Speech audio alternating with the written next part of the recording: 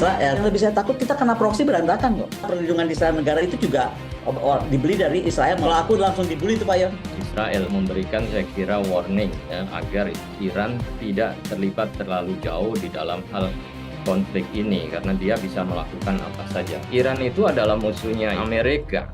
Israel juga ingin menarik kembali agar Amerika lebih kuat lagi mendukung Israel. Israel meminta komitmen ya negara-negara sekutu. Menurut Israel, ini sesuatu yang dia pikir harus dia selesaikan. Fasenya semakin rumit, semakin mengkhawatirkan, meluas, multifront. Dukungan terhadap perang di Gaza itu kan semakin menurun terhadap Israel. Karena kebetulan saya pernah sekolah di sana, dia bilang perang ini adalah perang mati-matian. Perang di Gaza ini akan menjadi panjang dan sangat berdarah-darah. Itu sudah pasti. Mereka akan membuka kemungkinan mengusir warga Palestina di Gaza ke Kongo. Palestina yang akan dipindahkan ke Kongo, coba ajak ngomong Presiden Putin, Rusia ini kan sekarang lagi dekat sekali dengan Afrika. Rusia ingin sekali melihat bahwa lu Amerika macam-macam kan sama gue kemarin lewat Ukraina, sekarang gue pakai lah Israel. Oki sendiri kan sebenarnya juga tidak utuh ya, sudah terpecah. Mandatnya kan diberikan kepada Indonesia dan Pak Jokowi waktu itu diminta untuk menyampaikan ke Amerika, walaupun juga respon Biden lihat sendiri bagaimana kemudian seperti tidak direspon sama sekali. Jangan dijadikan malah ajang baru kita pansos. Beresin Israel, urusan MK-nya lu nggak selesaiin loh. Dalam dunia internasional Presiden Jokowi sekarang sudah nggak dilihat seperti Presiden Jokowi yang kemarin. Terus terang mereka sudah melihat Presiden sudah baru, udah Prabowo Subianto. Prabowo itu bikin catatan penting ketika kasus Ukraina dan Rusia. Shangri-La Dialogue itu sampai sekarang masih dibahas di Rusia sini. Betapa beraninya seorang Menhan Indonesia. Jadi Presiden Prabowo deh udah harus begini. Apa tahap pertamanya, keduanya, ketiganya, dudukin Inggris sama Prancis. Hubungannya dengan Prancis sangat baik. Ada Prabowo yang bisa ngomong, kami ada uang sekian. Hubungan Presiden Prabowo sama Prancis bagus. Hubungannya sangat bagus dengan Prancis. Itu bisa digunakan momentum itu. Maka Indonesia dengan kepemimpinan Pak Prabowo misalnya harus juga menyatakan ini adalah perang diplomasi mati-matian Indonesia. Kalau kemudian mau bertindak sebagai mediator pihak ketiga Israel dan Palestina, itu harus diindikasikan sebagai strong state ya, negara yang kuat. Negara Arab belum melihat Indonesia sejajar dengan mereka. Di kita itu kayak ada anggapan Israel itu udah kayak apa ya, tabu.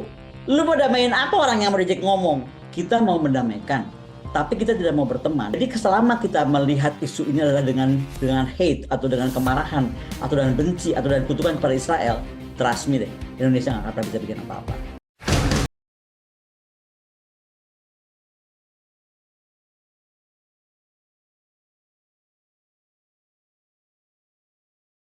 Semua ketemu lagi kita di Cross Check di akhir pekan kali ini, masih bersama saya Indra Maulana. Nah, di bulan suci Ramadan ini, aksi brutal Israel meluas ke negara lain di Timur Tengah. Pada tanggal Senin 1 April, pesawat Israel membom konsulat Iran di Damaskus, Suriah, menewaskan 7 orang termasuk 2 orang komandan Garda Revolusi Iran. Alasan Israel menyerang konsulat Iran di Suriah dikatakan oleh Menteri Pertahanan Israel Yoav Gallant, yaitu sebagai wujud dari perang multifront berdasarkan bukti yang ditemukan oleh Israel. Nah, atas serangan Israel, pemimpin besar Iran Ayatollah Said Ali Khamenei bersumpah akan membalas serangan Israel dan melihat situasi Timur Tengah yang mendidih, Sekjen PBB Antonio Guterres memperingatkan potensi terjadinya konsekuensi buruk di Timur Tengah dalam waktu dekat. Nah, sementara itu Indonesia mengutuk keras serangan Israel ke konsulat Iran di Suriah. Benarkah aksi brutal Israel akan semakin mempercepat dunia memasuki fase baru gesekan geopolitik yang sangat berbahaya? Kita akan ulas lebih jauh topik ini bersama dengan pakar pertahanan dan militer Kony Rahakundini. Apa kabar Bu Kony? Halo, kabar baik. Selamat pagi dari Saint Petersburg. Masih pagi di Saint Petersburg ya Bu ya, sore kalau di Jakarta ini Bu. Baik. Dan kemudian kita lihat pengamat politik Timur Tengah Universitas Indonesia Yon Mahmudi. Selamat pagi, Pak Yon. Ya, selamat sore untuk saya. Selamat sore. Ya, oke. Kebalik-balik karena Bu Kony ada di Rusia, Pak Yon sama saya di Jakarta di selamat sore ya. Oke. Baik, saya mulai dari Bu Kony terlebih dahulu ya, melihat bagaimana soal posisi Israel, Bu. Sebelum terjadinya Israel menyerang konsulat Iran, Israel ini kan sebenarnya kan sudah ada resolusi dari Dewan Keamanan PBB untuk gencatan senjata selama Ramadan, paling tidak seperti itu. Tapi ini terus dilanggar, Bu. Bagaimana Anda melihat posisi ngototnya Israel alias Netanyahu ini, Bu? Kembali ya, kalau bicara soal Israel itu kan aku memang dari awal bukan belain Israel, tapi aku selalu melihat apa sih akar masalah Israel yang sebenarnya. Karena kalau kita mau bahas cepat, ini kan beliau Pak Yon ini malah ahli Timur Tengah, pasti lebih bisa detail dengan cerita. Ini Ya. kan perang Saudi sudah 100 tahun, betul nggak? Dan masalahnya seperti terus berulang. Nah, kalau ditanya apa sebenarnya, kembali Israel itu pasti akan terus pasang badan. Menurut saya selama Inggris, yang dari awal saya bilang masalah utama itu ada di Inggris dan Prancis, itu nggak pernah kita berani dudukan gitu loh. Hmm. Sekarang kita bisa bisa urut aja dari apa sebenarnya tujuan, apalagi di era sekarang ya, di mana menurut saya sekarang fasenya semakin rumit, semakin mengkhawatirkan karena bukan saja antara antara dua negara berseteru, tapi sekarang sudah Ya. meluas yang tadi disampaikan Pak Indra, multifront gitu, ada Lebanon, ada Syria, ada Iran, ada Yaman gitu kan. Dan serangan yang ke Suriah ini betul-betul sebenarnya apa ya? Dibilang dibilang mengejutkan juga enggak. Yang bikin saya prihatin dan kita harus mengutuk keras adalah itu ditujukan betul-betul pada upacara yang kemarin ya, yang drone itu pada upacara wisuda mahasiswa militer. Coba perguruan tinggi mahasiswa militer lagi wisuda, menhannya datang 21 menit menhannya keluar, terjadi penyerangan. Jadi menurut saya ini apa sebuah tindakan yang sudah sangat jauh gitu. Nah, kemudian tapi kalau kita lihat ini kan kalau kita perhatikan Israel itu selalu menyerang ke sistem pertahanan udara. Misalnya saja di tahun berapa? Di tahun 2023 ya, di Oktober kemarin. Itu kan yang kita lihat semua tuh hampir semua adalah serangan udara. Sementara kalau dari ada apa fasilitas pertahanan udara. Padahal kalau dilihat apa sih kekuatannya Suriah gitu kan? Dia kan barang-barang pertahanan udara itu dari Soviet udah lama gitu. Ada bantuan dari Rusia yang sekarang itu juga sebenarnya nggak terlalu canggih kalau dibandingkan Israel. Tapi intinya adalah 12% serangan udara dari Israel ke Suriah itu adalah sekali lagi lebih ke pertahanan udara dan lebih kepada membuat shock terapi dengan pesan sangat jelas menurut saya, pengingat bahwa ini adalah warning untuk Iran. Nah, ini nggak enak banget kan jadi tempatnya. Warning untuk Iran untuk tidak semakin jauh apa ya, menanamkan sekutunya gitu atau menanamkan sayapnya, karena disinyalir itu sekarang kan banyak sekali apa sih cabang-cabang atau ancaman yang dianggap Israel yang di latar belakangnya oleh Iran. Kemudian kita juga mesti lihat apalagi ya, eh, dengan misalnya Suriah punya sistem canggih S-300, S-400-nya Rusia ini yang tercanggih, maka juga ada tambahan dari Iran, apa sih kalau nggak salah sistem baterai Bavar ya. Itu maka pengembangan ini semua diperhatikan oleh Israel. Dia dibantu oleh Korea Utara, dia dibantu oleh Cina gitu kan.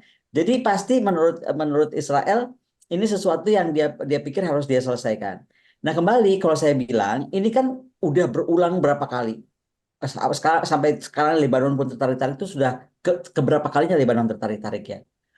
Maka apakah dunia ini betul-betul mau terus digonjang-ganjing dengan isu 100 tahun perang ini, atau kita betul-betul akan mendobrak dengan mendudukan yang berapa kali saya pernah bilang juga di acara kita Pak Indra, kalau kita betul-betul diamanatkan Undang-Undang Dasar 45, maka kita juga harus berani mendudukan dan bersuara keras tentang bagaimana asal muasalnya, yaitu bagaimana perjanjian Balfour itu lahir. Kan harus akar masalahnya yang kita bahas. Hmm. Kalau enggak, kalau nggak ada yang berani dudukan Inggris misalnya, kita cuma akan begini terus dan eskalasi konflik ini akan makin meluas, apalagi di era seperti sekarang. Ya. Bukan lagi multifront, super multifront akan terjadi. Hmm. Kira-kira Bu, demikian, Pak Ito. Bu Kony, baik, boleh dijelaskan mungkin masyarakat awam tidak melihat soal yang mendudukkan Inggris dan Prancis tadi, Bu. Boleh sebagai akar masalah tadi, bagaimana itu ceritanya hubungannya antara Israel, Inggris, Prancis tadi itu? Ya. Betul. Kalau saya boleh agak sebelum Israel, Inggris, Prancis deh. Pokoknya kita bisa lihat aja. Dulu tuh itu kan daerah kekuasaan Sultan Ottoman, ya, zaman era Ottoman.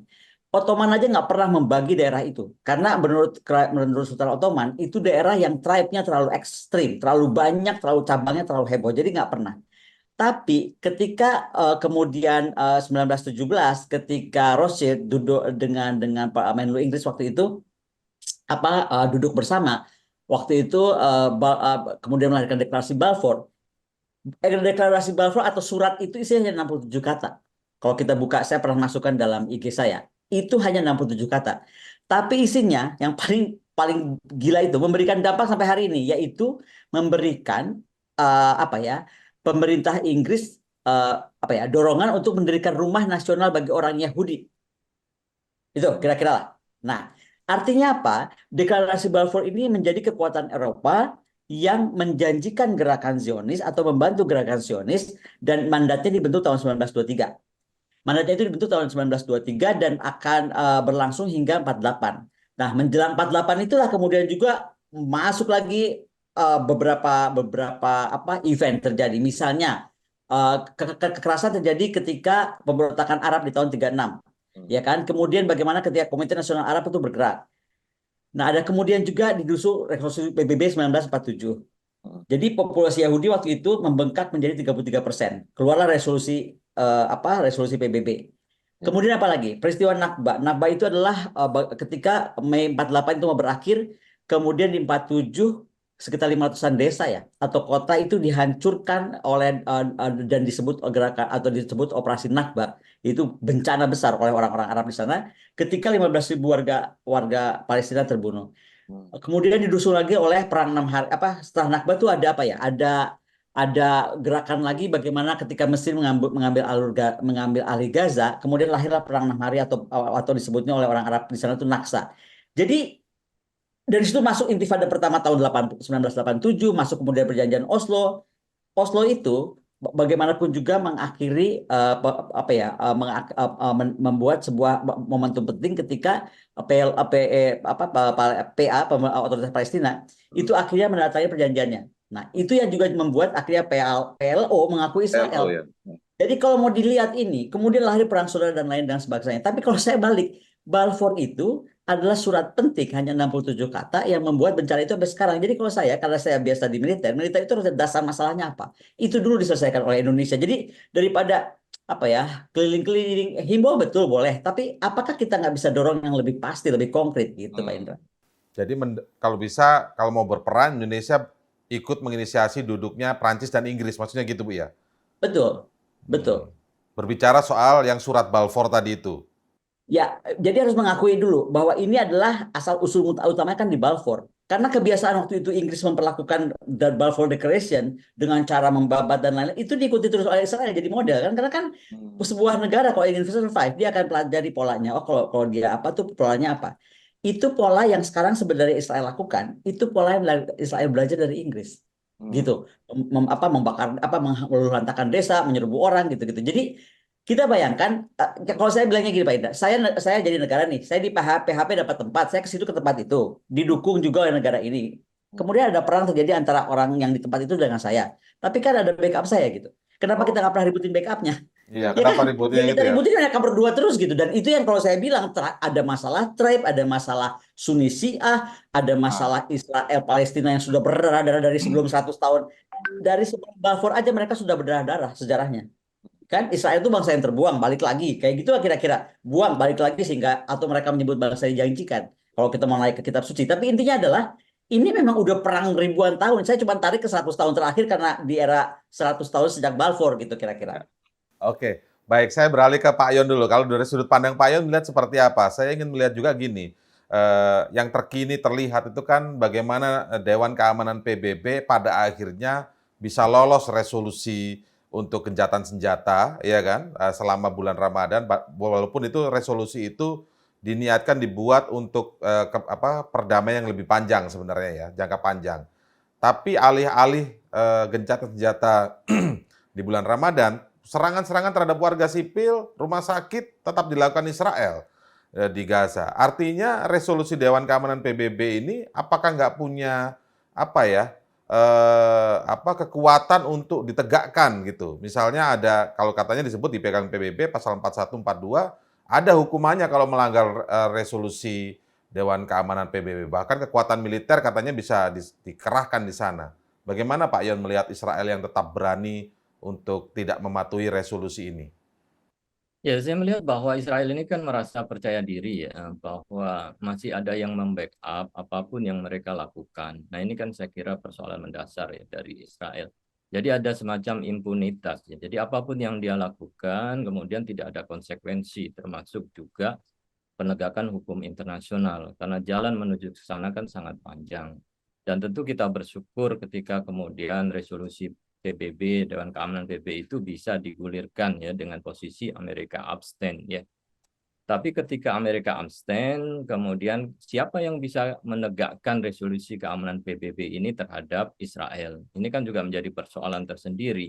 Ya. Karena Amerika, juru bicara Amerika setelah itu kan mengatakan bahwa resolusi PBB bukan binding, ya, tidak mengikat. Nah, ini kan juga menjadi sesuatu yang kemudian memberikan sinyal kepada Israel, ya, sekedar resolusi, saya tetap dengan tujuan saya menghancurkan ya wilayah Gaza, apalagi kalau kemudian kita lihat ya profil pemerintahan rejim Israel saat ini kan didominasi oleh kelompok yang ekstrim ya, sangat kanan ya, dan itu didasari kepada apa keyakinan-keyakinan agama mereka untuk merealisasikan apa yang dulu terjadi dengan sekarang apapun resikonya. Nah, ini kan sesuatu saya kira yang kemudian dihadapkan pada realitas. Persoalannya kan saya melihat ya, Israel kan sering mengatakan bahwa Hamas tidak mau negosiasi, Hamas ingin melenyapkan Israel.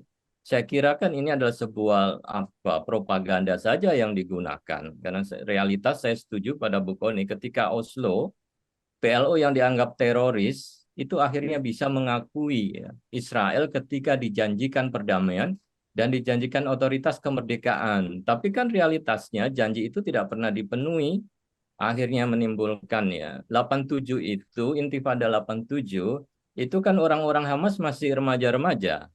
Dan sekarang yang terlibat 7 Oktober itu adalah anak-anak remaja yang dulu menyaksikan Intifada dan dia melihat bahwa skema perdamaian itu tidak pernah secara serius ya didukung. Bahkan Amerika kan juga tidak sepenuhnya ya serius ya mendukung resolusi dan juga kemerdekaan bagi Palestina. Yang terjadi adalah mereka menginginkan normalisasi dengan negara-negara Arab. Sementara hubungan Israel dan Palestina tidak pernah normal. Nah, ini kan saya kira menjadi persoalan. Harusnya kan Israel dan Palestina dulu yang harus diselesaikan. Baru negara-negara Arab ya membangun relasi hubungan karena ini menjadi persoalan utama. Nah, ini saya kira juga yang harus dilihat ya bagaimana kemudian Israel dengan yakinnya, dengan percaya dirinya bahwa ya tidak ada yang kemudian berani melakukan ya tindakan atas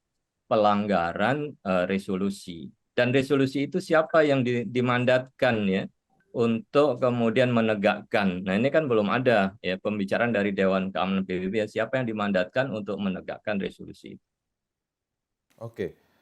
Kalau tidak ada yang dimandatkan, artinya resolusi ini bisa disebut macan ompong saja berarti, Pak Yon? Ya bisa begitu. Kalau Libya setelah resolusi, tidak lama setelah itu kan Dewan Keamanan bersidang yang memberikan mandat kepada NATO untuk melakukan langkah-langkah yang diperlukan ya untuk menyelesaikan termasuk juga menjatuhkan rezim Ammar Gaddafi Ya. sehingga mereka mau melakukan itu. Nah, yang kasus resolusi ini kan belum ada komitmen yang ke arah sana. Kita sudah mensyukuri ada resolusi ya, tapi langkah ke depannya ini yang kemudian perlu juga untuk di follow up ya. Padahal untuk keluarnya resolusi gencatan senjata itu sempat digagalkan Amerika melalui veto terus ya. Nah, setelah ini ada pun ternyata masih jauh lagi jalannya ya, Pak Yon ya. Sulit sekali rasanya untuk membuat hanya untuk gencatan senjatanya sulit sekali begitu. Sementara Israel itu kan kalau kita lihat serangan-serangannya juga luar biasa ke rumah sakit, memblokade makanan, air bersih, obat-obatan dan lain sebagainya. Pak Yon. Ya, itu kan kita bisa melihat ya bagaimana posisi Amerika yang akhirnya abstain ya. Kalau Biden terakhir kan melihat 30.000 itu sudah red line begitu ya. Jadi ketika menuju 32 berarti Korban ada ini ya. sesuatu yang kita harus bersikap. Tapi kan tentu ya tidak bisa sekeras ya dia melakukan tekanan kepada Israel. Beberapa kali saya kira bisa kita lihat ya bagaimana kemudian Amerika mencoba relatif lebih kritis ya dan absennya itu kan membuat Netanyahu marah ya dengan kemudian tidak menghadiri undangan di Biden. Gedung Putih ya dengan Biden. Nah, ini ya hubungan ini saya kira kemudian menjadi kompleks juga ya bagaimana sikap Amerika tidak tegas pada satu sisi ingin menunjukkan ya simpati, tapi pada satu sisi dukungan kepada Israel masih jalan terus, termasuk pengiriman senjata dan pendanaan. Ya, ini ya Ya, betul betul sekali. Itu juga menjadi sorotan bahwa Amerika bersikap abstain sehingga menyebabkan lolosnya resolusi gencatan senjata di mana Israel jadi ngambek sama Amerika kan. Tetapi di satu sisi kita melihat juga ternyata pengiriman amunisi-amunisi senjata-senjata berat kepada Israel masih terus dilakukan oleh Amerika. Sementara tidak ada juga tindakan pelanggaran Israel begitu ya yang melanggar resolusi dari Dewan Keamanan PBB. Ini berarti artinya sudah telanjang bulat ya bahwa siapa backupnya Israel. Harusnya kan begitu nih. Kalau Bu Kony tadi nyinggung, kenapa kita nggak pernah mempermasalahkan backup ya Bu ya. Ini kan juga penting sekali. Tapi menariknya gini Bu Kony, ini melebar ke Iran. Tadi kan kita sudah di awal menyampaikan itu bahwa ada serangan juga ke Iran. Saya ingin justru bertanya di tempat Bu Kony berada di Rusia sekarang ini. Ya, Rusia kemudian sekarang ini ikut mendorong agar ada pertemuan lanjutan bagi Dewan Keamanan PBB terkait serangan Israel ke konsulat Iran tersebut. Bahkan mungkin bisa membahas juga bagaimana pelanggaran Israel terhadap resolusi Dewan Keamanan PBB. Bagaimana Bu Kony melihat faktor Rusia ini bisa ikut kemudian mendorong menghentikan kebrutalan Israel ini, Bu Kony? Oh, saya kira faktor-faktor Rusia itu akan tinggi ya. Kita sudah lihat, dunia melihatlah, dari mulai Putin yang digambarkan gitu kan, tokoh yang lunatik gitu kan, kemudian juga ambisius, akan ingin menjadi tsar baru dengan semualah keburukan yang di-create oleh Barat tentang Putin gitu kan. Terbukti dia terpilih menjadi 87% menang telak lah pemilu di sini kan. Kebetulan saya kan di sini, jadi lihat sekali gitu, dan rakyat betul-betul mengharapkan di era sekarang dunia yang tidak baik-baik. Jadi bukan cuma Rusia yang tidak baik-baik saja, dunia sedang tidak baik-baik saja. Maka mereka sepakat, leaders yang punya sikap dan tahu mau apa itu penting gitu. Tapi saya sebelum ke sana mau bicara dulu bahwa tadi kan kita singgung soal resolusi ya. Kalau mau ngomong resolusi, ini kan menjadi menarik ya Pak Indra. Mau resolusi nomor berapa lagi dikeluarkan? Kita kan pernah keluarkan resolusi, tolong koreksi kalau saya salah ya Pak dosen. Saya selalu bukan ahli Timur Tengah. Tapi resolusi 181 itu menyerukan pembagian Palestina menjadi negara Arab dan Yahudi. Waktu itu Palestina menolak. Karena rencana itu memberikan 56% wilayah Palestina yang subur itu untuk Israel. Apa terjadi gitu kan? Kemudian bagaimana Desember 48 resolusi 194. Ini juga menyerukan hak untuk kembali bagi pengungsi Palestina. Ya, ini jadi menarik. Bayangkan tadi saya cerita ya dari Ottoman yang sudah kompleks dengan tribes, makanya Sultan Ottoman nggak pernah mau membagi daerah itu karena tahu betul itu sangat sensitif. Sekarang di resolusi 194 yang paling gila yang terjadi apa menurut saya? 150.000 warga Palestina yang tetap tinggal di Israel itu dikontrol selama 20 tahun, tapi kemudian diberikan kewarganegaraan Israel. Anda bisa bayangkan, dia Palestina nih, tapi dia sekarang jadi warga negara karena bertahan hidup di sana. Itu udah pasti melahirkan juga sesuatu yang pecah di dalamnya. Yang mau saya ceritakan, udah urusan internasional Pabaliut, urusan di dalamnya juga super Pabaliut gitu loh, kira-kira atau super kusut. Nah, kembali apa yang bisa Rusia lakukan gitu kan? Kalau Rusia, menurut saya sudah jelas ya, di saat ini tuh Rusia ingin sekali melihat bahwa kita bisa balik. Rusia melihat lu Amerika macam-macam kan sama gue kemarin lewat Ukraina, sekarang gue pakai lah Israel lu macam-macam sama gue gitu loh, ada kayak menggunakannya juga gitu. Tapi intinya adalah dia itu nggak sendiri. Bagaimanapun Mesir Yordania itu udah memfasilitasi ya kan, bagaimana juga dialog udah terbentuk. Tapi kembali apa resolusi seperti apa yang mau dibikin lagi gitu kan, yang mau dibikin setelah resolusi 181 dan resolusi 194. Tolong dicatat juga bahwa kalau kita lihat 4 serangan militer ya yang berkepanjangan 2008, 2012, 2014, 2021 sebelum 2023 ini, itu bagaimana sebenarnya dalam kurun waktu 50 hari udah 11.000 warga Palestina di 2021 aja. 11.000 warga Palestina terluka, 20.000 itu hancur semuanya, rumah dan lain-lain. Apa yang terjadi? Di 2000 itu kemudian dituntut oposisi itu minta Netanyahu mundur. Nggak pernah mundur. Israel serbu 100 titik di selatan Gaza. Iran semakin ngamuk ke Israel. Tadi kan ditanyakan soal Iran karena Kementerian Pertahanan ini merasa bahwa bagaimanapun perang ini adalah nggak bisa enggak Iran ada di belakangnya lah, kira-kira ada anggapan itu, makanya kemarin Iran juga bersihkan. Nah, tapi itu apa? Yang keempat, AS menolak pertemuan atau permintaan dengan Israel. Saat misalnya Ynet melaporkan Amerika minta Tel Aviv mendapatkan APC, itu kan juga harus dicatat. Intinya Pak Indra, sudah banyak yang dilakukan, termasuk bagaimana India turun gunung. Angkatan Laut India itu, ini makanya saya pernah bilang, Indonesia kalau mau cawe-cawe beneran, lu udah sekuat apa gitu. Maunya Iya, aku iya. tuh, dudukin tuh Perdana Menteri Inggris gitu kan, dan Perancis, Presiden Perancis Macron, kemudian Angkatan Laut kita tuh deploy. Contoh India. India itu mengirimkan kapal perusak berpeluru kendali ke Laut Arab. Kenapa? Karena dia melihat kapal kapal dagang Israel yang diserang, dan itu bagaimana kemudian dia mengingatkan rentetan serangan-serangan baru di Laut Arab ini akan membuat daerah tersebut terpapar gitu, sehingga kemudian dia apa? Dia kirim kapal penghancur, dia kirim rudal terpadu, dia kirim INS Morgomo ya, sama tiga INS, tiga kapal perang. Jadi intinya adalah bagaimana mempertahankan kehadiran pencegahan. Karena isu 100 tahun ini dan mundur lagi dari 100 tahun itu, kan kita ngomong 100 tahun karena Balfour ya. Itu tuh sebuah isu yang nggak bisa cuman kita ngomong, atau jangan gini deh, mohon maaf Pak Indra dengan segala hormat.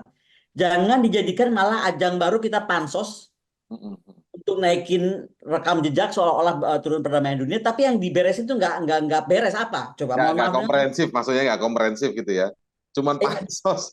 Siapa Ya, ini? jadi pansus menggunakan isu ini, saya sih Ya. ngomong jadi gak enak. Tapi menurut saya kalau kita konkret, kita menjalankan undang-undang kita tadi, dudukan itu kita ke PBB, dudukan itu dua negara, dan yang ketiga, angkatan laut kita nggak bisa enggak sudah diwujudkan jadi negara poros maritim dunia. Sekarang boro-boro ngomongin negara angkatan poros maritim dunia, ngomongin MK jangan beres-beres, saya sampai di situ ngeliatnya gue kepala. Nah, mohon maaf ya Pak Yon, dengan segala hormat kalau saya salah. Lu mau beresin Israel, urusan MK-nya lu nggak selesaiin loh. Kalau Ya, kalau ya. aku kan ngomongnya sederhana aja gitu. Pak Kejauhan Indra. maksudnya Bu ya berarti ya. Ya Terlalu kejauhan lebar. karena kita sendiri yang kalau aku jadi Netanyahu, gue ngomong gitu aja. "Oh, ngapain lu ributin gue? Lu beresin aja rumah lu. Presiden lu udah clear nih gitu. Sudah diterima sebagai presiden oleh Beijing loh. Dia Oh, kan iya, iya, perlakuan Beijing sudah memperlakukan Presiden Prabowo itu, bukan iya. Presiden Jokowi udah selesai itu harusnya. Kalau dilihat dari Pertemuan. tampilannya. Ya, ya. Oke, nah artinya apa yang kemudian bisa dilakukan kalau kita lihat peran pemerintah Indonesia ya sejauh ini kan bagaimana terlibat dalam KTT Oki waktu itu ya. KTT Oki kalau nggak salah bulan November, 11 November tahun lalu tuh, 2023. Bagaimana Pak Yon melihat ini peran Indonesia di Oki dan seberapa signifikan Oki ini kira-kira bisa apa namanya, berperan lah dalam menyelesaikan persoalan ini?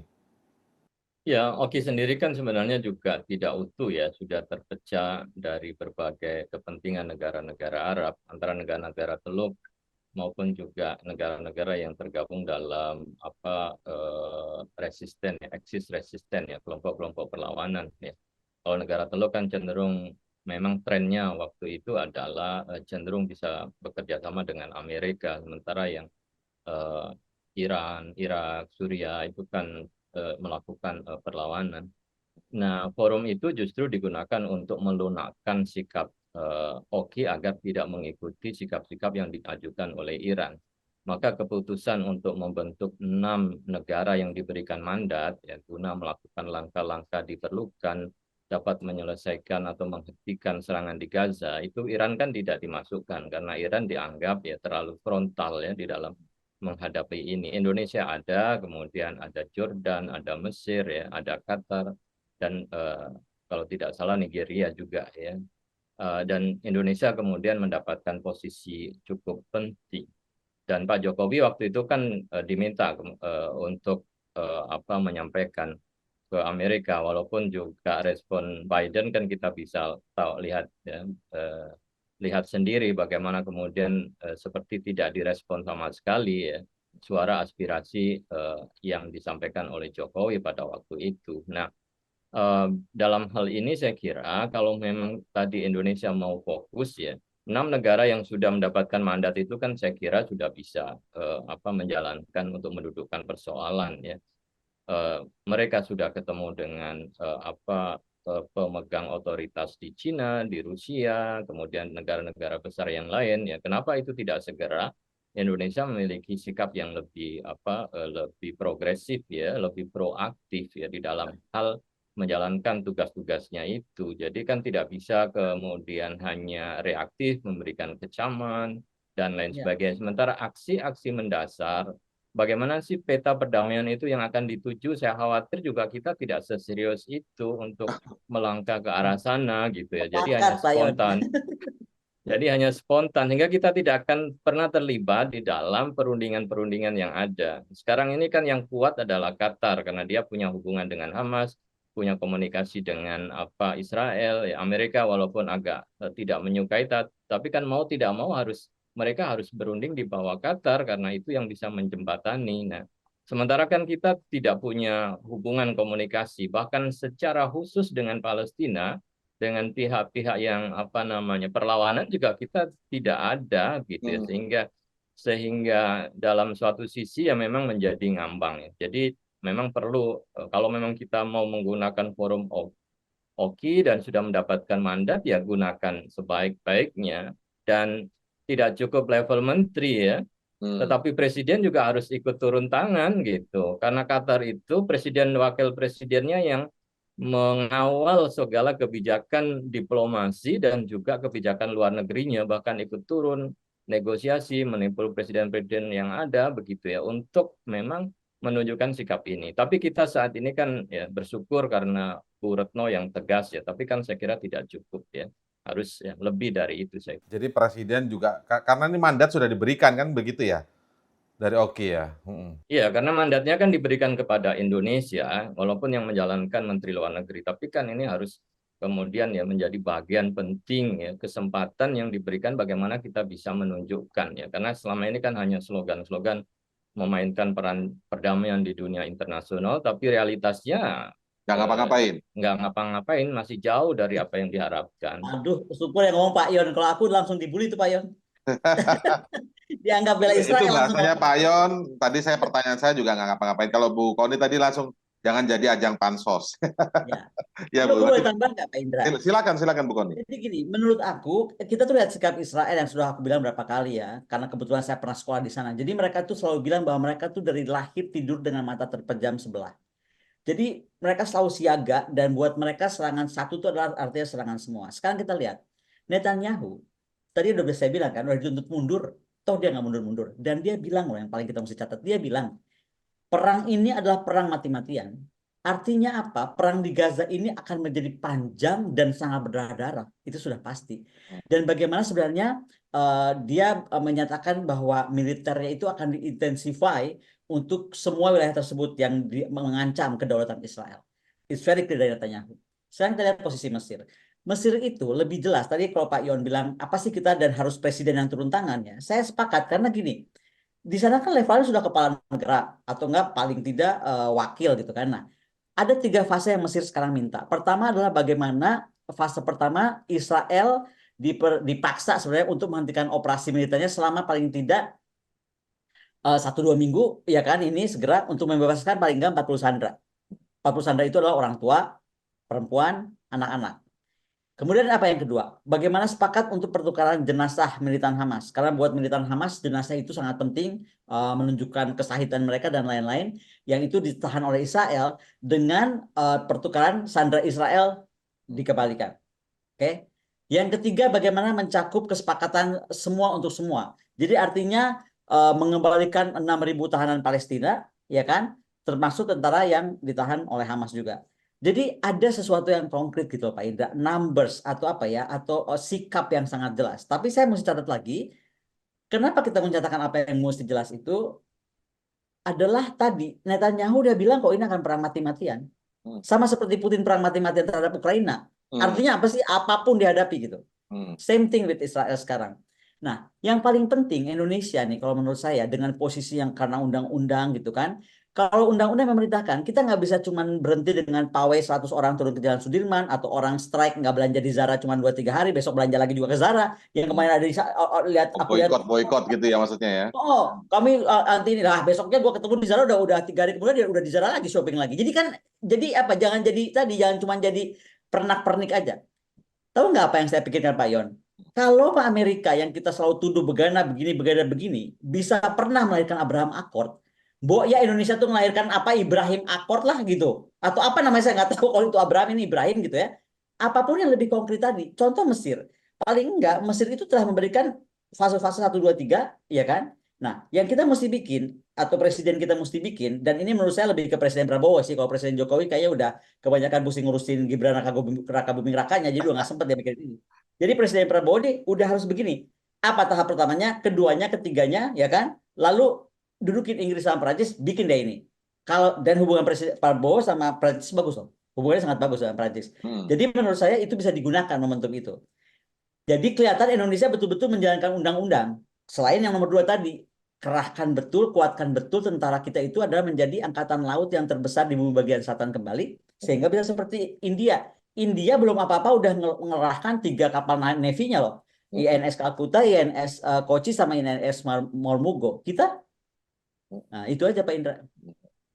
Oke, baik. Nah, eh, begini Bu, kalau misalnya sekarang ini disebut belum terlalu signifikan ngapa-ngapain ya tadi ya, kira-kira dalam apa ya mendorong untuk di pertemuan Oki lagi itu apakah mungkin misalnya menggerakkan lagi dan kemudian meminta untuk ada hukuman terhadap Israel itu mungkin tidak Bu seperti itu Bu? Itu jawaban yang Pak Yon sampaikan tadi. Oki sendiri kan juga nggak terlalu solid-solid amat ya Pak Yon ya. Jadi kalau menurut saya gini, lebih baik tuh kita lebih lebih apa ya, lebih pakai posisi kita yang tadi kita lebih maju nih bersama undang-undang kami itu harus maju paling depan karena ini yang harus kami perjuangkan dan ini sudah berjalan 100 tahun sejak Balfour gitu kan. Lebih apa ya, lebih galak gitu ya Pak Indra, apa sih maksudnya lebih galak. Iya. Gini, carrot kita tuh mesti lebih keras, tapi jangan jangan salah, ketika kita berani menyatakan itu karena undang-undang memerintahkan itu, Iya, iya. maka gun apa butter kita mesti lebih enak atau lebih besar, tapi at the same time carrot kita juga mesti lebih kuat. Artinya kita nggak mungkin menuntut sesuatu seperti itu kalau kemudian secara kita Posisinya sendiri ya. tidak kuat. Jangan salah Pak Indra, saya bukan cuma takut bahwa kita Navy misalnya kita gelar gitu kan, menjaga misalnya area-area tertentu. Bukan itu yang saya takut. Yang lebih saya takut kita kena proksi berantakan kok. Kita ini belum sekuat Rusia. Makanya buat saya Rusia itu menjadi penting, menjadi pembelajaran dengan perang Ukrainanya. Indonesia itu kan posisinya sama, kita udah pernah bahas. Ya, betul. Mampukah kita misalnya tiba-tiba dengan bertindak keras pada Israel? Loh, alat persenjataan kita atau Kementerian Pertahanan kita banyak masih tergantung pada Israel. Misalnya nih, belum lagi alat-alat surveillance kita, alat-alat perlindungan, mungkin Istana Negara pun perlindungan yang pernah saya tahu ya, beberapa alat perlindungan di Istana Negara itu juga dibeli dari Israel melalui pihak negara ketiga keempat sehingga nggak dianggap Israel padahal itu produknya Israel misalnya. Nah, kita mandiri nggak itu? Jangan sampai ini sekarang kita mau Ya. tadi gelarkan Ibrahim Accord gitu kan seperti impian kita gitu. Tapi kemudian kita nggak mandiri dibabat di situ selesai. Orang sekarang Alibaba aja sama Cina ngapa-ngapain katanya di pemilu aja kita nggak bisa buktiin gitu. Katanya ya, saya bilang katanya loh. Jangan dibilang menyebarkan hoax. Oke, menarik. Menarik Bu Kony ini. Oke, saya bicara dampak sekarang. Dengan adanya serangan yang ke konsulat Iran itu oleh Israel, dan Iran menyatakan berjanji akan membalas, ini dampak ke globalnya seperti apa Pak Yon kira-kira, paling nggak di Timur Tengah dulu. Khawatirnya ini menjadi perang kemudian skalanya lebih besar dan ya kita tidak ingin ya kemudian ada menjadi perang dunia begitu Pak Yon. Ya, saya kira saya melihat dua sisi ya. Langkah yang dilakukan oleh Israel dengan melakukan pengeboman terhadap konsul jenderal Iran yang ada di Damaskus, dan itu sekarang saya kira update-nya sudah 16 ya yang meninggal dan ada 2 jenderal ya. Ya. Ada 2 jenderal dari Garda Revolusi yang sangat berpengaruh.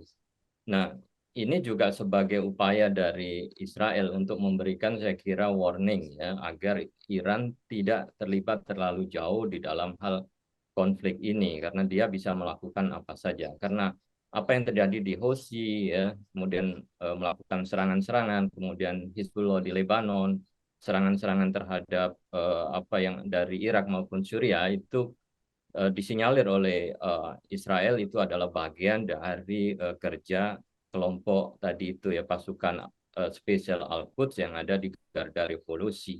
Nah, ini akan kemudian dilihat sejauh mana kemudian reaksi Iran sekuat dan sekeras apa, apakah kemudian akan membalasnya. Kalau dari pernyataan pemerintah Iran akan melakukan ya tindakan membalas ya sesuai dengan apa yang dilakukan oleh oleh Israel. Tapi kita juga lihat Qasim Soleimani ketika dibunuh oleh Amerika dan Iran juga menyatakan akan terjadi perang, ternyata kan juga tidak mengalami eskalasi yang kuat, justru kemudian mengalami penurunan. Apakah kemudian warning ini bisa berjalan? Pertama, kemudian yang kedua, ya apabila kemudian itu tidak dari aspek warning, Iran juga bisa melihat saat ini kan dukungan terhadap perang di Gaza itu kan semakin menurun begitu ya terhadap Israel sendiri. Serangan Israel terakhir yang akan menyerang Rafah itu kan juga tidak disetujui oleh Amerika dan juga Uni Eropa. Nah, padahal Amerika sangat diperlukan oleh Israel untuk memperkuat. Iran itu adalah musuhnya musuhnya Amerika. Maka dengan melakukan serangan kepada Iran dan seandainya kemudian terjadi eskalasi Iran menyerang balik, Israel juga berharap Amerika juga tentu tidak akan tinggal diam ketika Israel dalam kondisi yang terancam. Maka dalam hal ini juga Israel juga ingin menarik kembali agar Amerika lebih kuat lagi mendukung Israel karena ancaman dari Iran akan semakin nyata. Nah, kalau ini yang terjadi ya maka kemudian ini akan terjadi perluasan konflik karena Iran kan juga tidak sendiri ya. Ada Rusia, ada Cina dan konfliknya akan semakin melebar. Semakin Nah, ini kompleks, juga semakin ya kompleks. semakin kompleks. Saya kira ini upaya Israel untuk menguatkan posisinya kembali dan meminta komitmen ya negara-negara sekutunya agar selalu bersamanya karena musuh utamanya adalah Iran di kawasan regional, sementara yang di dalam Israel akan menyelesaikan secara sendiri dan agar tidak ada ikut campur ya dari negara-negara lain. Artinya ini tetap akan menjadi masalah yang kompleks, Pak Yon. Ketika kemudian terseretnya ini kemudian dengan kepentingan global ya. Banyak negara yang punya kepentingan seperti tadi soal backup dan lain sebagainya. Sementara rakyat masyarakat Gaza, masyarakat Palestina juga akan tetap menjadi korban terus-menerus berarti Pak Yon. Ya, saya kira begitu karena Israel tentu ya, ingin menyelesaikan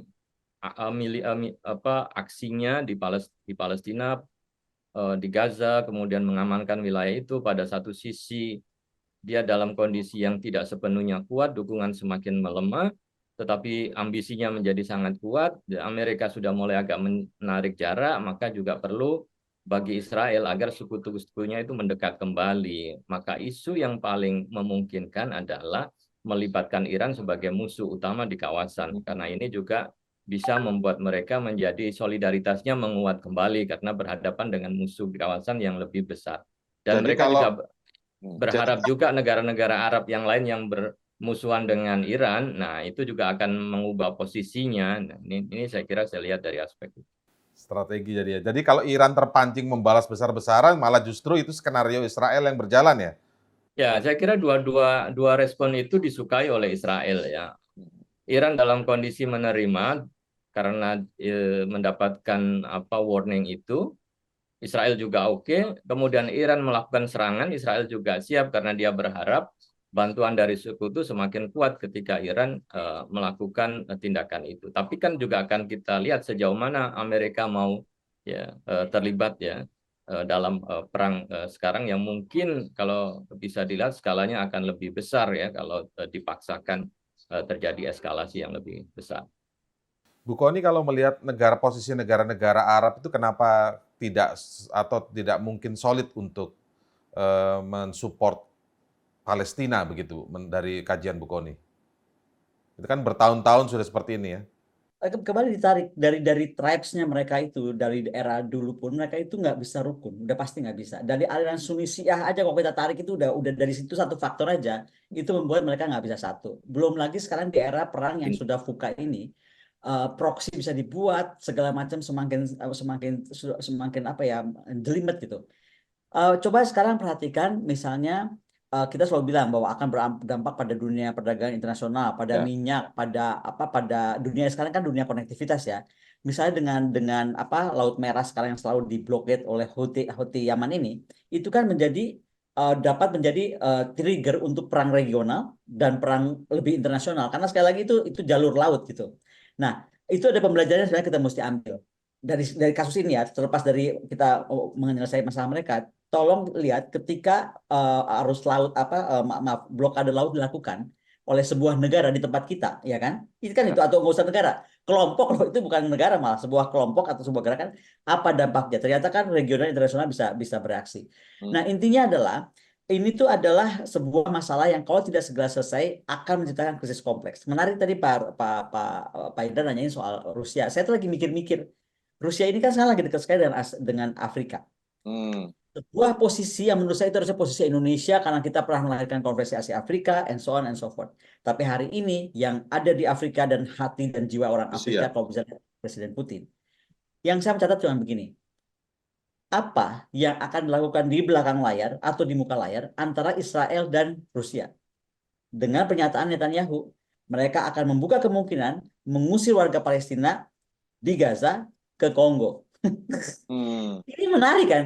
Maksud saya itu bukan cuma kayak celutukan seorang pemimpin, tapi barangkali akan dilakukan. Mereka akan dikumpulkan, ya kan? Digeser ke Kongo. Nah itu Kongo siapa sekarang yang di wilayah Afrika itu siapa yang megang peranan? Burkina Faso, presiden baru yang muda yang sangat dekat dengan Presiden Putin, yang kemudian menggoncang Afrika dan kepemimpinannya.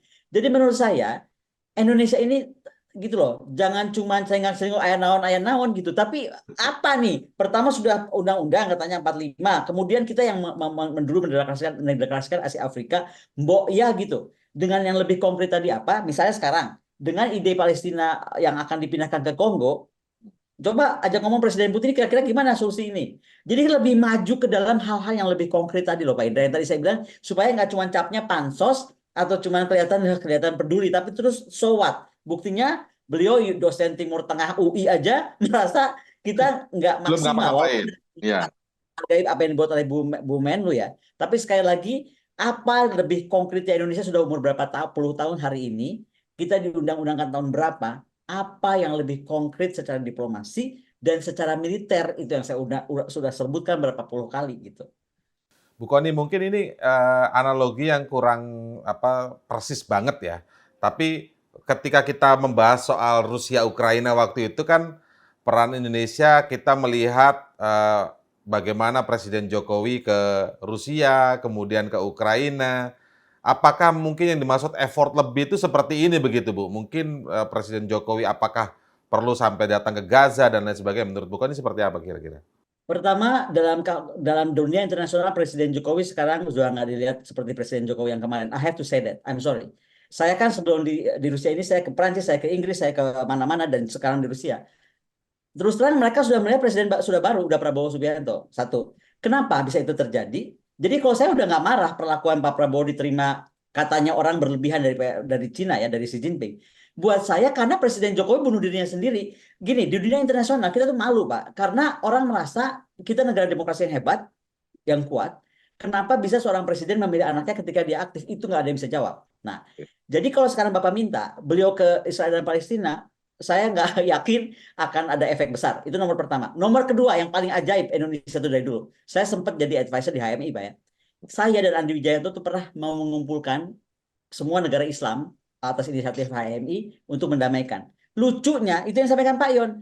Begitu kita mau mengundang, saya pakai jalur saya ke Tel Aviv University dan lain-lain. Oh, nggak boleh, orang Israel nggak boleh masuk Indonesia. Lah, lu mau damain apa orang yang mau diajak ngomong? Jadi kebencian kita terhadap Israel itu membuat kita tidak lagi bisa duduk bersama mendengarkan. Padahal kan kita boleh saja like or dislike, tapi untuk mengamankan atau menyelesaikan sebuah perdamaian, we have to dengan pihak yang kita suka dan pihak yang tidak kita suka. Harus ketemu Bu ya. Gimana mau menyelesaikan masalah kalau nggak mau bisa ketemu, maksudnya gitu ya Bu? Nah, di kita itu kayak ada anggapan Israel itu udah kayak apa ya, udah tabu gitu loh. Ya gimana mau menyelesaikan sesuatu yang kita anggap tabu? Ya mending konsentrasi aja lah kita diberesin. Indonesia ini masih punya presiden atau presiden udah dua atau gimana, saya juga bingung. Oke. Jadi nggak bisa disamakan saat seperti dulu ketika kita membahas, ya. Beda. Keren ya, wah ke Rusia bicara Presiden Putin, ke Ukraina bicara dengan Zelensky gitu. Sekarang Pak Netanyahu nih, kalau saya jadi Pak Netanyahu, gue bukan GR, tapi akan ngomong, aduh, udah deh urusannya rumah lu sendiri deh. Ini terlalu kompleks gitu. Urusan lu yang cuma berapa bulan lalu aja lu gak bisa beresin, gue udah 100 tahun nih dari Balfour. Kan bisa begitu Pak Netanyahu ngomongnya. Saya nggak enak ngomongnya, tapi saya tuh yang pasti-pasti aja lah Pak Indra, nggak usah halu. Iya, iya. Baik, Bu Kony. Oke, ke Pak Yon gimana Pak Yon melihat ini? Artinya kan kita menginginkan effort lebih ya. Tadi effort lebih sudah banyak dicontohkan. Bu Kony misalnya tadi menyebut ya mendudukanlah aktif ke PBB, kemudian mendudukan Inggris, Prancis di situ ya, membahas itu. Nah, kalau dari Pak Yon sendiri melihat seperti apa? Kalau tadi saya menganalogikan karena kita pernah diskusi di forum ini juga soal Rusia Ukraina waktu itu bagaimana Presiden Jokowi datang ke Rusia dan bagaimana Presiden Jokowi datang ke Ukraina menemui Putin dan menemui Zelensky ya. Kalau tidak salah Bu Kony begitu kan Bu Kony ya. Artinya ada effort lebih ingin hadir dalam konteks perdamaian dunia. Nah, Pak Yon bagaimana melihat ini Pak Yon? Ya, kalau kemudian mau bertindak sebagai mediator ya, pihak ketiga dalam kaitan Israel dan Palestina itu kan harus diindikasikan sebagai strong state ya, negara yang kuat ya. Nah, itu kan Amerika, Rusia, Cina itu kan memang disebut sebagai strong state. Secara internal kuat, secara politik internal juga sangat kuat, begitu ya, resourcesnya kuat, modal diplomasinya juga seperti itu, plus ditambah oleh kepemimpinan yang memang punya orientasi ya dalam perdamaian dunia gitu. Nah, kita harus mengukur diri apakah Indonesia masuk sebagai bagian dari negara yang strong state. Iya, dari sisi niatnya kuat begitu ya. Tapi dalam realitasnya, implementasinya itu apakah memang sekuat itu? Karena kan tidak bisa setengah-setengah begitu ya, mendatangkan utusan ke Indonesia, berdialog satu sama yang lain. Ya. Bahkan kalau dialog itu tidak bisa bertemu langsung, itu bisa difasilitasi seperti tukang pos ya, satu ketemu Israel dulu, kemudian ketemu dengan pihak Palestina dulu, setelah itu dinegosiasikan panjang, dan pasti akan pro dan kontra, apakah sudah sesiap itu dan sudah sekuat itu internal domestik kita ya. Kalau kita sudah yakin menjalankan dan punya misi itu, saya kira bisa, karena biayanya tentu juga akan sangat mahal sejauh mana kemudian kita mengalokasikan ya anggaran khusus, dana khusus untuk diplomasi dan perdamaian gitu ya. Itu kan memang butuh effort yang luar biasa. Jadi tidak cukup dari niat dan keinginan yang kuat kemudian klaim sebagai negara Muslim terbesar di dunia, demokratis Muslim terbesar di dunia, tetapi menjalankan itu saya kira bukan sesuatu yang main-main. Jadi memang harus dipersiapkan secara baik. Tapi kalau itu kemudian ya indikasi-indikasi kompetensi yang kita miliki memang ada, ya kenapa tidak ya? Memang support dari undang-undang, kemudian Ya. itu peran historis kita ya, Asia Afrika, Konferensi Bandung dan lain sebagainya, gerakan non-blok itu kan sudah sangat kuat ya. Tinggal bagaimana itu diimplementasikan secara internal oleh Indonesia ya untuk menjalankan misi itu. Mau nggak kita secara serius ya menjalankan misi itu dengan berbagai macam konsekuensi yang akan terjadi kan sudah dihitung harusnya. Nah,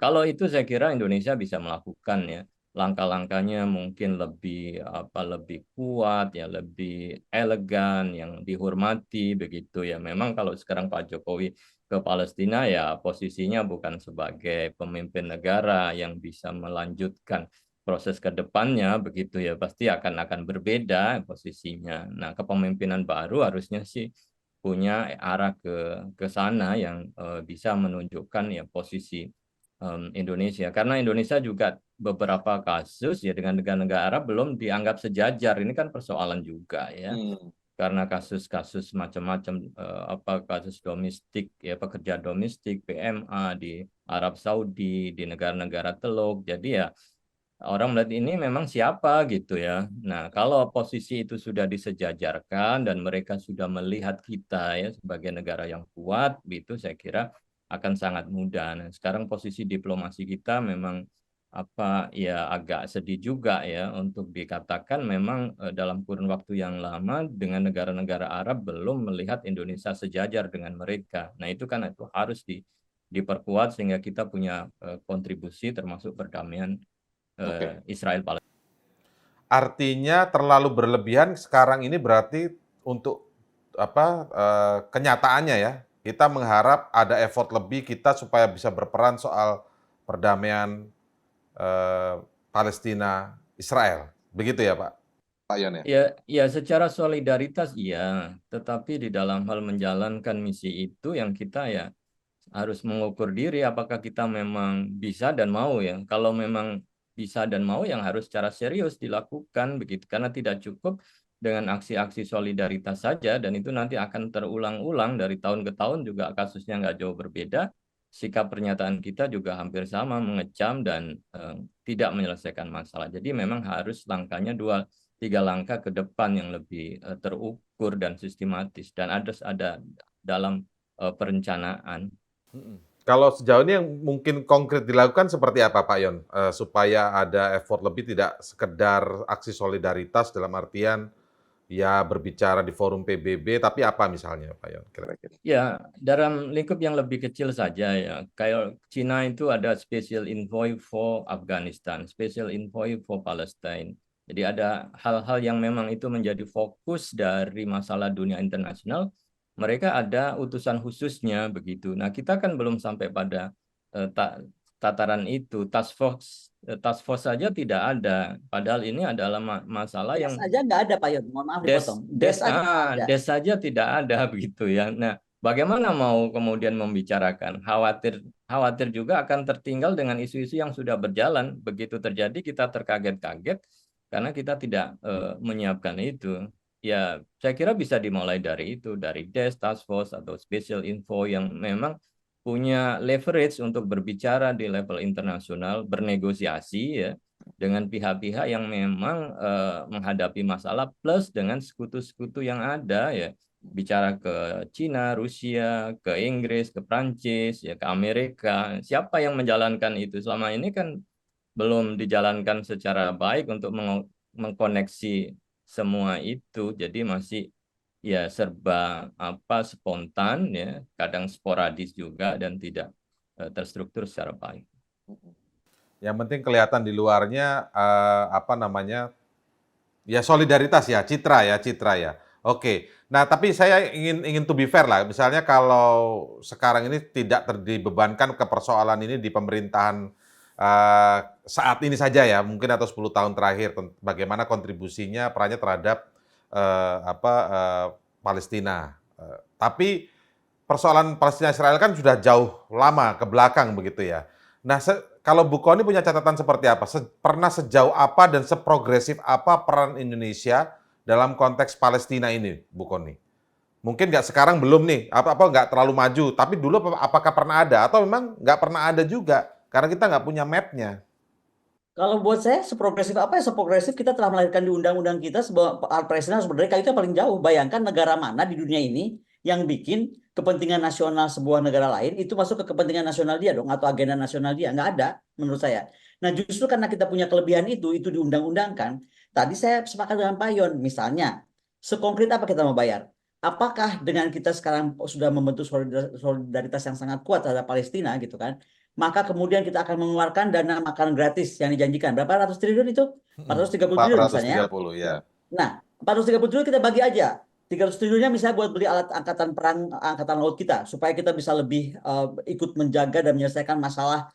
Itu jadi dunia loh, kalau konteks laut di blokade itu kan jadi konteks dunia. Ya. Kita berapa ratus triliun ke sana. Sekian ratus triliun yang untuk diplomasi yang tadi Pak Yon sampaikan, bikin desk, bikin task force, bikin seorang duta besar luar biasa ya, sepertinya Pak Yon ya, yang bisa ke negara-negara tadi, apakah ke Israel, apakah ke Tiongkok, apakah kemudian ke mana, ke Rusia, apakah kemudian ke Amerika, ke Inggris, ke Perancis. Yang paling penting, yang paling kita mesti catat, di tengah Pak Jokowi itu sekarang sedang dibaca bingung presidennya masih presiden atau bukan, yang pasti Pak Prabowo itu bikin catatan penting ketika kasus Ukraina dan Rusia. Jangan lupa loh, Shangri-La Dialogue itu sampai sekarang masih dibahas di Rusia sini. Betapa beraninya seorang Menhan Indonesia mau narik demokrasi lain. Coba, orang sampai kaget lah. Waktu itu kan Pak Prabowo masih Menhan ya. Sekarang dia udah terpilih. Dia akan bisa lebih tegas. Misalnya tadi saya bilang, hubungannya dengan Prancis itu sangat baik. Kenapa sih tidak bicara dengan Macron lebih akrab gitu kan? Toh sudah sering ketemu Macron juga, ya kan? Dan dan semua jalurnya atau webnya di Prancis sudah terbentuk kalau saya lihat ya, baik dari Mas Didit, baik dari Pak Prabowo sendiri. Itu bisa menjadi satu momen penting kita dari Prancis baru masuk ke Inggris. Jadi Indonesia udah harus keluar dari stigma lu cuma bisa teriak doang, rame doang, udah gitu ngilang. Kan begitu ya, mohon maaf Pak Yon ya. Memang saudara kita kayaknya paling besar suaranya gitu, tapi nggak cukup itu. Saya sepakat dengan Pak Yon, kalau kita sudah menjadikan itu undang-undang, ya kan, Ada itu adalah sebuah Sih. kesepakatan yang kita betul-betul ya udah konkret tadi potong soal dan makan itu ya makan gratis itu menurut saya nggak terhormat loh, kayaknya hina banget kok emang kita nggak bisa makan gratis gitu ya apa nggak bisa makan siang, daripada itu udah yang keren dikit gitu loh dengan ini kami nggak jadi makan gratis gitu kan dunia nggak usah marah-marah deh gitu kan udah lu diem aja gue sekarang mau menyelesaikan masalah Palestina kita akan hadir gitu loh, ini berapa ratus triliun gue beliin angkatan laut kita dan sekian triliun saya mau bikin task force dengan ini gitu dong, bener Pak Yon saya sih nganggapnya begitu keren. Iya, iya, oke, baik. Nah, berarti artinya ya itu tadi kembali ketika kita belum pas sampai tahap strong state, belum bisa dipandang sejajar, ya sudah, akhirnya larinya ke solidaritas saja. Dan kayaknya mau disambut seperti ini terus mungkin Bu Kony ya. Nah itu Yang jangan penting sampai saya citranya. udah nggak dari kalimat saya udah nggak enak Pak Indra ya. Hmm. Bahasa saya jadi bahasa pansos. Ketika saya ngomong pansos itu saya perhatikan solidaritas itu akan gede ada dua hal. Apakah kita sedang mencari muka atau mencari wajah-wajah atau dukungan politik atau kita sedang mau mengalihkan dari isu domestik yang sedang mengemuka. Paling enak tuh goreng-goreng kayak gitu kan. Lupa orang oh sebenarnya masalahnya ini tapi kita bikin yang ini aja deh. Nah, cukup kita sekarang akui bahwa ini adalah masalah dunia yang sudah sangat gawat bisa mendorong perang dunia. Oke? Dengan itu hanya satu negara di dunia ini yang punya undang-undangnya ngurusin perang negaranya Palestina itu. Maka kita kemudian harus konkret. Jadi maju dengan undang-undang dasar kita. Kami diperintahkan undang-undang dasar kami. PBB coba lu dudukin deh. Panggil Macron nih. Ada Prabowo yang bisa ngomong misalnya gitu. Jadi sesuatu yang lebih pas. Kami ada uang sekian. Itu akan kami bangun apa? Kami akan begini. Gitu. Keren. Jadi Ya, kita keluar dari Indonesia yang sudah berapa? Kita tahun berapa sih sekarang hari ini merdeka? 79, 80. Ya kan? Kita keluar dari itu loh, Pak Indra. Jadi kita betul-betul hadirkan konkret tadi. Apakah kemudian melahirkan sebuah akord baru? Gitu. Akord Ismail misalnya kalau nggak Abraham Accord, ya apa isi akord Ismail? Tadi misalnya ternyata yang mau dipindahkan ke Kongo kita bisa duduk dengan Presiden Putin. Gimana cara pindahin ke Kongonya gitu kan? Apakah nah, kayak banyak hal yang lebih lebih konkret yang sudah diucapkan Netanyahu itu kita selesaikan. Karena tadi kita pemimpin Asia Afrika yang sampai hari ini masih menggemal namanya. oke. Baik.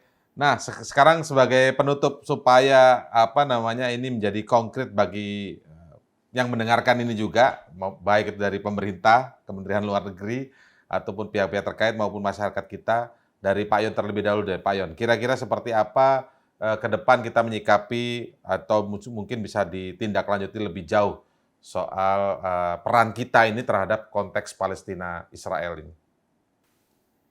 Ya, tentu kita berharap ya peran Indonesia semakin ditingkatkan dan dengan kepemimpinan yang baru ya bisa dilakukan usaha-usaha yang lebih baik ya dan lebih terukur dan kontribusi itu semakin kuat dan dunia internasional juga bisa merasakan ya kehadiran Indonesia di level internasional terutama dalam proses-proses berkaitan dengan negosiasi-negosiasi ya dengan pihak-pihak yang memegang otoritas dalam perdamaian dunia, jadi tidak cukup juga di level-level apa yang formal yang ada, tetapi juga akan negosiasi secara pribadi, kemudian menyelesaikan, menghubungi, bertemu ya dengan pihak-pihak yang memang berkepentingan dan bisa membantu di dalam hal penyelesaian ini. Nah, ini saya kira kita harus ya keluar dari hal yang biasa yang sudah ada rutinitas itu dan harus menunjukkan kepada dunia bahwa ya kita bisa melakukan dan kita siap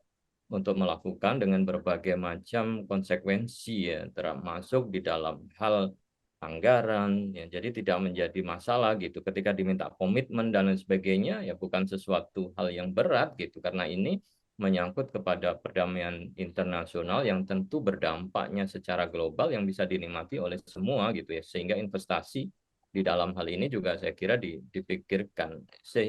Resolusi konflik dunia internasional itu kan juga harus menyangkut masalah investasi kita begitu ya. Jadi tidak cukup ya apa namanya menyelesaikan tapi kita juga berpikir investasi ke depan perdamaian itu kan bagian investasi yang kita harus ikut ya di dalam apa namanya proses itu dan jangan sampai kemudian tertinggal begitu. Saya kira begitu. Oke. Baik, Bu Kony, sebagai kata penutup Bu Kony. Kata penutup saya begini, dengan Netanyahu menyatakan bahwa dia akan dan berjanji ini adalah perang mati-matian selanjutnya buat Israel, maka Indonesia dan kepemimpinan Pak Prabowo misalnya harus juga menyatakan ini adalah perang diplomasi mati-matian Indonesia karena diperintahkan oleh Undang-Undang Dasar. Itu nomor satu. Nomor dua, Indonesia tuh nggak usah dulu ngomong kebanyakan keluar tentang ini. coba banyak disosialisasikan ke dalam negeri juga seperti apa. Contoh, kita mau mendamaikan, tapi kita tidak mau berteman. Sampai kapanpun tidak akan pernah bisa mendamaikan, karena untuk kita bisa mendudukan dua orang yang sedang berseteru, kita harus bisa berbicara dengan dua-duanya dulu yang paling berseteru sebelum kita bicara atau setelah kita bicara dengan negara-negara proksi atau negara aliansi mereka gitu. Jadi selama kita melihat isu ini adalah dengan hate atau dengan kemarahan atau dengan benci atau dengan kutukan kepada Israel, trust me deh, Indonesia nggak akan pernah bisa bikin apa-apa.